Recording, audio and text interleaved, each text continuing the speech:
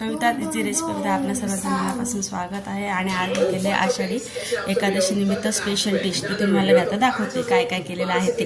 चला आज मी केले स्पेशल उपवासाचे गुलाबजाम, उपवासाची खीर, बटाटे आणि शेंगदाण्याची भाजी, त्यानंतर आहे भगर आमटी, त्यानंतर आहे साबुदाणे, त्यासोबत तळलेली मिरची आणि लिंबू, नंतर दम आलू उपवासाचे, त्यानंतर आहे इथं उपवासाचे पापड, साबुदाणा बटाट्याचे पापड, हे साबुदाणा आणि नुसतं साबुदाण्याचे पापड, नंतर ही आहे चकली, त्यानंतर आहे उपवासाचा चिवडा, नंतर आहे केळीचे वेफर्स, नंतर आहेत बटाट्याचे वेफर्स, त्यानंतर आहे मी भाजून घेतलेल्या शेंगा, आणि त्यासोबत आहे पेढा आणि राजगिऱ्याचा लाडू.